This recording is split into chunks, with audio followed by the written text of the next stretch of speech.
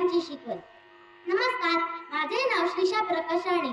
इयत्ता 4वी. माझ्या शाळेचे नाव आहे जिल्हा परिषद प्राथमिक शाळा कवठी गावकरवाडी. आज मी छत्रपती शिवाजी महाराजांबद्दल काही बोलू इच्छिते. माझा विषय आहे छत्रपती शिवाजी महाराजांच्या जीवनातील एक प्रेरणादायी प्रसंग.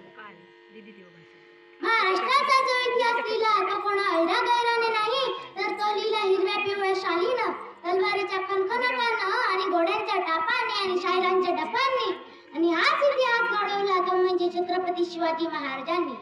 गुजरातच्या शिवरायाला, रेतेच्या राजाला, ज्याच्या भक्तीला तोड नाही आणि शौर्याला तोड नाही, जो अथांग आहे सागर समान, त्याचं छत्र म्हणजे आभाळा समान, तो त्या सूर्याची शान, मराठी मनाचा धगधगता अभिमान, काळीज आहे सह्याद्री समान, त्याला शंभूचा अभिमान. महाराष्ट्राच्या देवराज्याचं पहिलं स्थान तेच म्हणजे प्रौढ प्रताप पुरंदर, क्षत्रिय कुलावंत, सिंहासनाधीश्वर, राजाधिराज, योगीराज, श्रीमंत, श्री श्री श्री शिवछत्रपती शिवाजी महाराज की जय.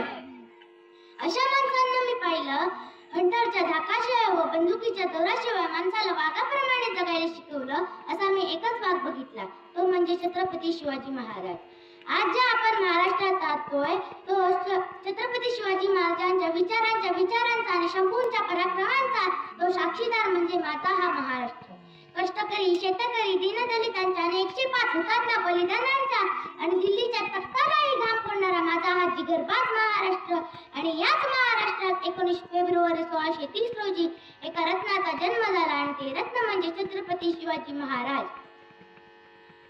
भारताच्या इतिहासात सुवर्ण अक्षरांनी इतिहास लिहिला आहे आणि त्या इतिहासातली प्रत्येक गोष्ट मनात ठासून भरते.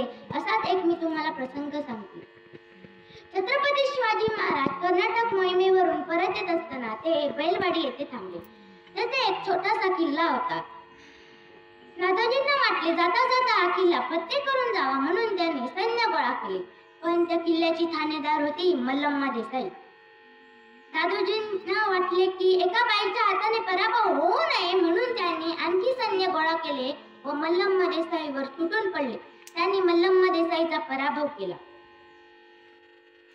दादोजींच्या मनात विचार आला, आता मल्लम्मा देसाईला कैद करावे व महाराजांसमोर न्यावे.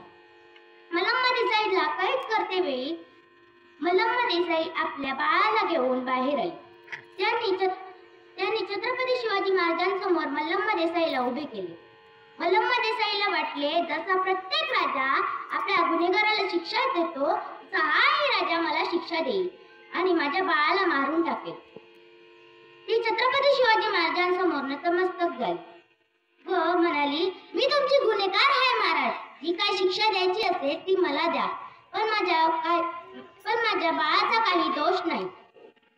तिचे हे शब्द ऐकून छत्रपती शिवाजी महाराजांनी स्मितहास्य केले. त्यांनी चिटणीसाला इशारा केला. चिटणीस आत गेला व दुधाची वाटी बाहेर घेऊन आला.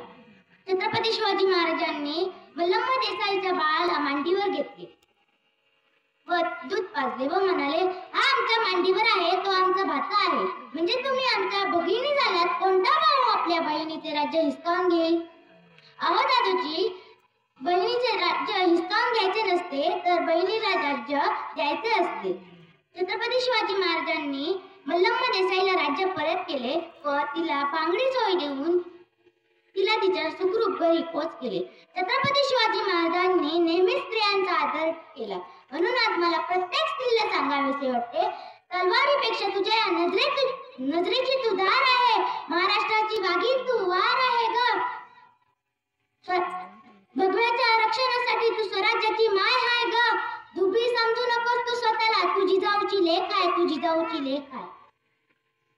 मला तुम्हाला सांगावेसे वाटते, जगाच्या पाठीवर तुम्ही कोठेही गेलात आणि तुम्हाला विचारले तुम्ही कुठून आला आहात, तर त्याला अभिमानाने सांगा, त्या भरकटलेल्या माणसालाही जगायला शिकवलं असं छत्रपती शिवाजी आणि छत्रपती संभाजी महाराजांच्या भूमीतून आलो आहोत. म्हणूनच मला सांगावेसे वाटते, ज्या मातीत जन्मलो त्या मातीचा रंग सावळा आहे. अहो त्या